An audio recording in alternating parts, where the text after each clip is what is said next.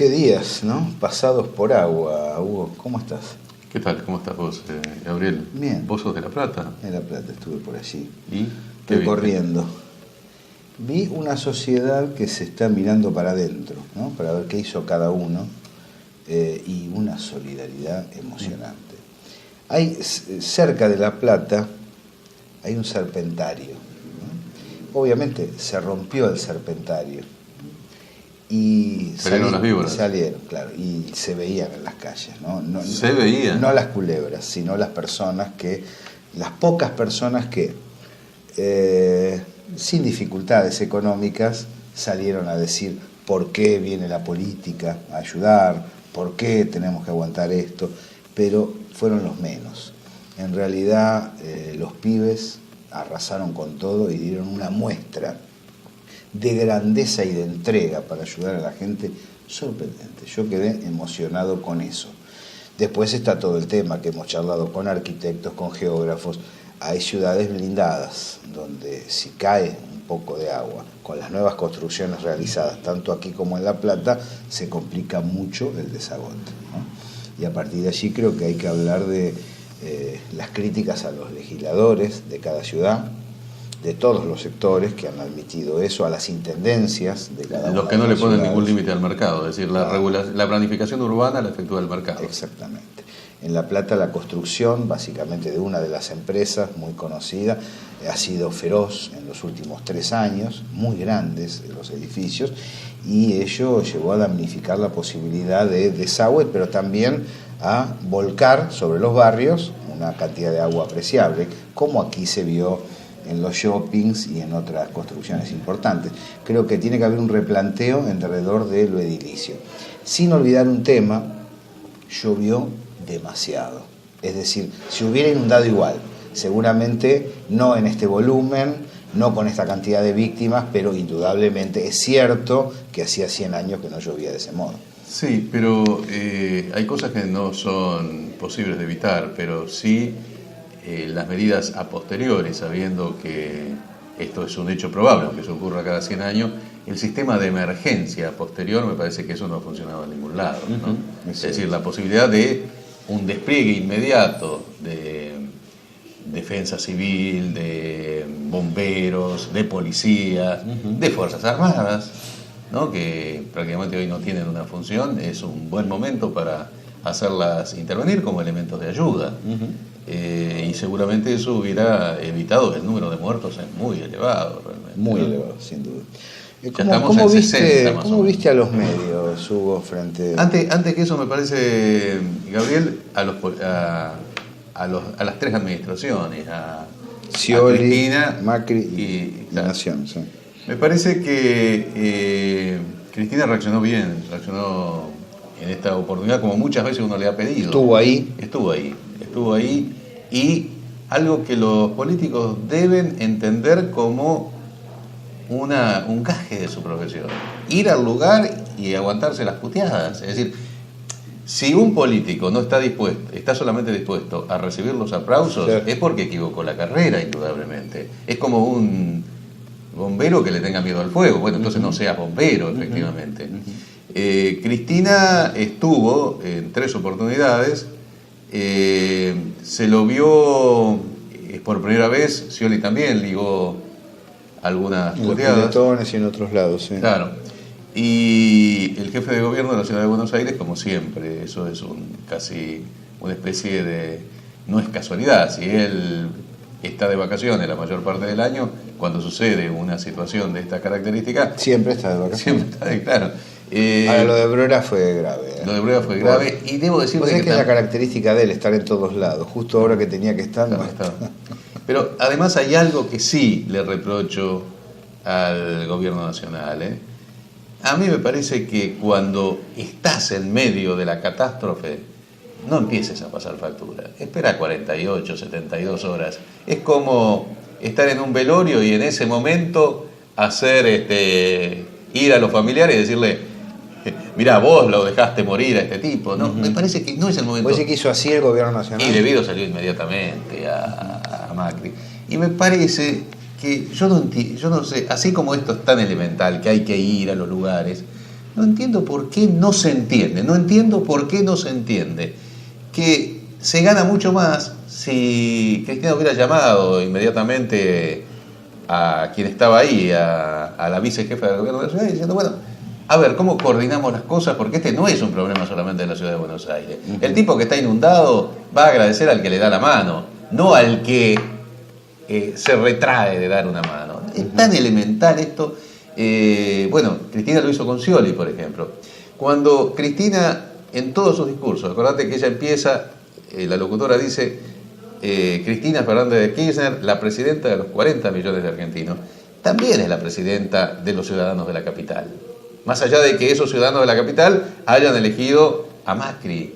Pero ese no es un tema... Yo creo, es cierto eso. Ahora, yo creo que hay un estilo de gestión donde es muy difícil meterse para un funcionario con raigambre peronista, salvo algunas excepciones. Es muy difícil entrarle a la acción capitalina, Hugo.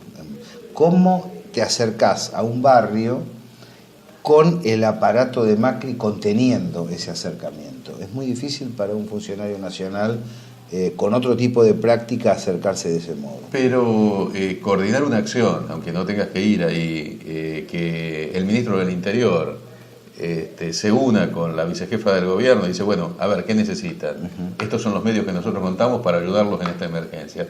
Sería un gesto de grandeza, no un gesto de pequeñez. Mucho menos pasarse factura en el momento. Después de 72 horas, hacerle toda la crítica que quiera, pero no en el momento. Me parece de mal gusto, aparte. Pues sí que Debido incurrió en eso. Sí, y no era algún otro funcionario que también lo hizo, ¿no? Y... No lo percibí como política fuerte, digamos, como que no me pareció que eso fue lo que comandó la política oficial, pero son percepciones también, ¿no? Y vos decís el tema de los medios. Porque, claro, a partir de allí, es cierto que se puede hablar de claroscuros, pero hay un error de larga data. Hace un tiempo, hablando con Horacio Berbisky y hablando de cómo se distribuía la ayuda en los medios de comunicación, los apoyos, y él me dijo una frase muy sencilla: cuando los necesiten no van a estar, ¿no? Por estas horas vimos a Helblum, vimos a Eduardo Feynman, vimos a Juan Miseli, en otra circunstancia, hacer distintos tipos de apreciaciones, el caso de Helblum muy humillante. No las conozco. ¿Qué dijo? Cuando le hizo abrir la bolsa a las personas, habló en contra de la política, a gente muy modesta. Cristina lo señaló. ¿Qué necesidad? Cuando se rearma Cristóbal López mediáticamente, nosotros dijimos, o sea que se toma un medio de comunicación que puede ser valioso, se toma en el mejor sentido, se recupera de algún modo, y se lo pone a Helblum a conducir la mañana, un horario central.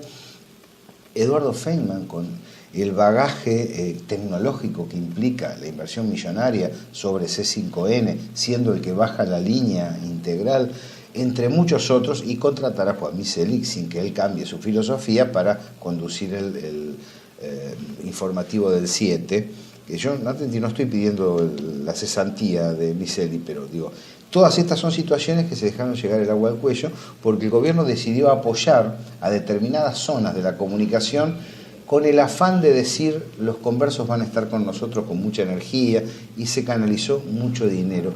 Y cuando se los necesita, en situaciones de emergencia, que es cuando se los necesita, no están del otro lado.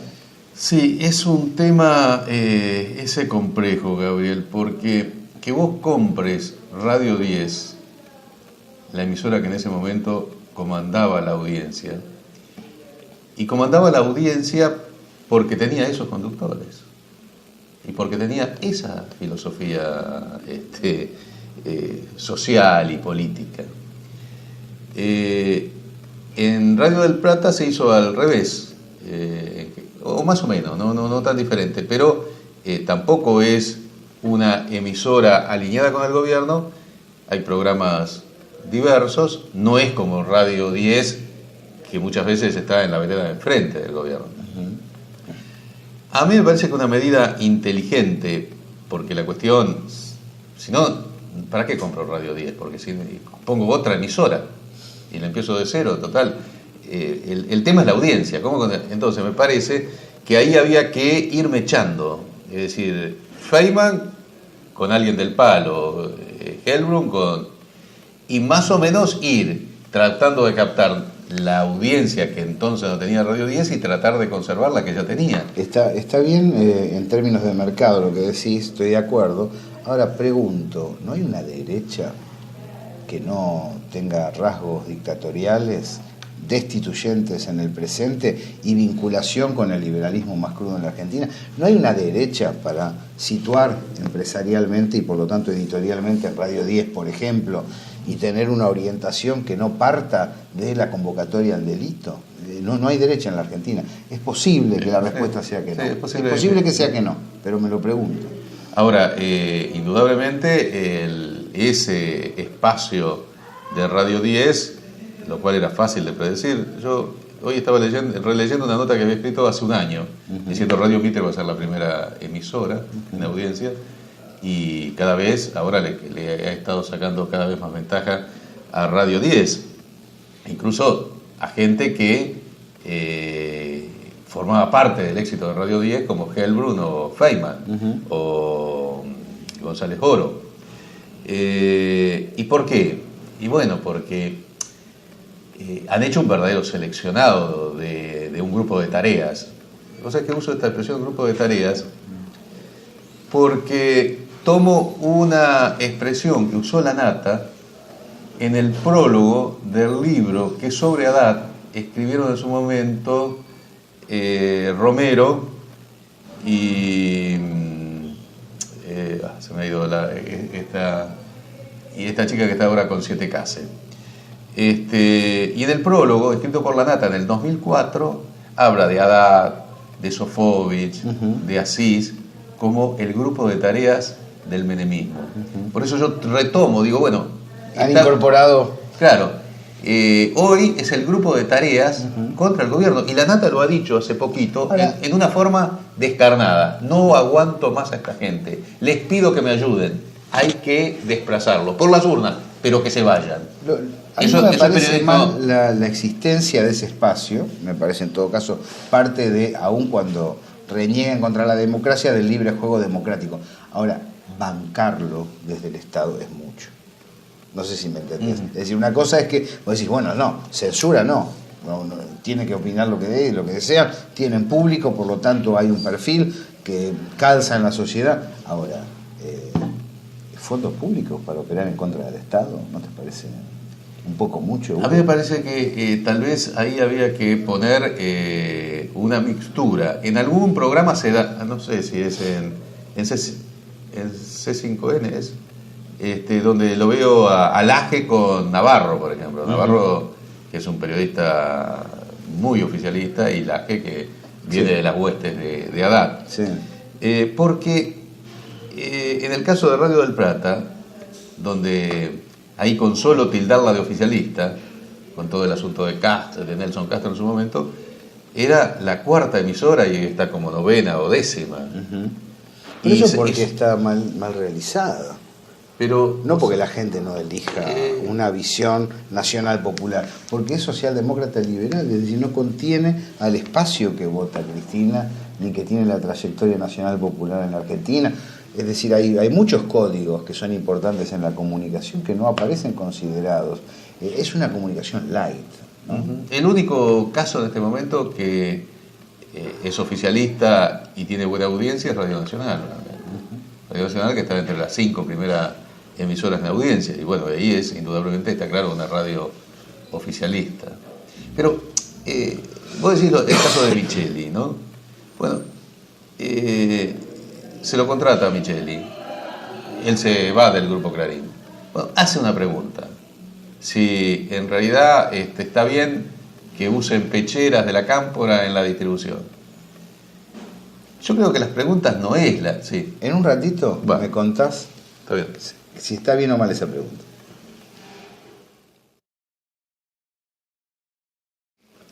Micheli. Sí, qué polémica. Viene de Clarín.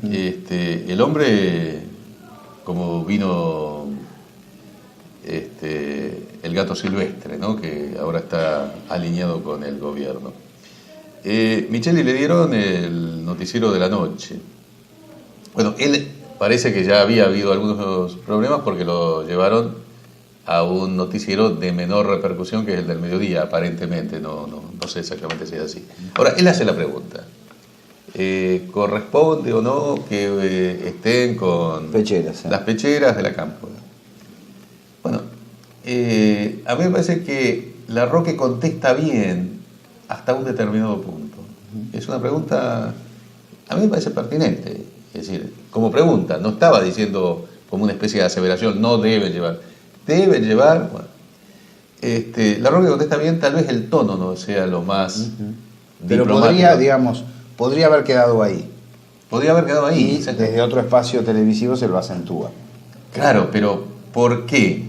Ahí sí comete. Todo lo que hace después Micheli es un error. Nelson Castro. De una ingenuidad notable. Uno sabe en qué medios está. Además, Nelson Castro dice mi solidaridad. ¿Solidaridad con qué? Si no lo echaron. Exactamente. Yo sé lo que estás pasando, todo lo demás. Pero además, después hace declaraciones al perfil. Bueno, hay todo un juego. Pero eso no amerita tampoco que 678 le dedique todo un capítulo del programa. Lo vi. ¿No? Me da la impresión que es agrandar. Está claro de que está agrandado desde el lado del grupo La Clarín. repercusión. Claro, la repercusión. Yo lo hubiera dejado ahí. Al contrario, hubiera sacado un comunicado de la dirección de Canal 7 que estas son las libertades que perfectamente se pueden dar en la TV pública y que dudo de que puedan existir en la televisión privada. Y en eso hay que ser muy claro con uno mismo. Yo recuerdo cuando salí de Telam, Hugo, tuve 15 días, perfil, todos los medios editoriales se llamaban para salir al aire. Y las radios, yo digo, bueno, ¿qué hago? ¿Aprovecho esto para difundir el trabajo que dé yo o cierro el pico? Cierro el pico, porque va a ser utilizado en esa dirección. Micheli tendría que haber sabido que una controversia de esa naturaleza, si él sale en un medio editorial perfil, iba a ser utilizado a lo Fontevecchia. Pero por supuesto, no había otra manera. Está claro. Y además hay otra cosa muy interesante. Yo creo que el gobierno, desde el gobierno a lo largo de estos años, más allá de la enorme importancia de los medios hegemónicos, se llega un momento a identificar que todos los problemas de la Argentina son los medios hegemónicos. Y esa es una parte del problema. Es un facilismo. Claro. Ahora, hay una contrarréplica ahora, basado en el libro de Silvia Mercado sobre una biografía de Apol. Silvia Mercado, que es la compañera de Huergo, el hombre de... el apologista de la soja. Podríamos decir que además conoce bastante porque tiene larga militancia peronista. Bueno, Silvia, claro. ¿no? Ahora dice que no es peronista. ¿Pero en qué se resume el asunto? Bueno, ¿qué fue el peronismo? No, el peronismo no fueron los sindicatos, no fue la distribución del ingreso, no fue la industrialización, no fue la...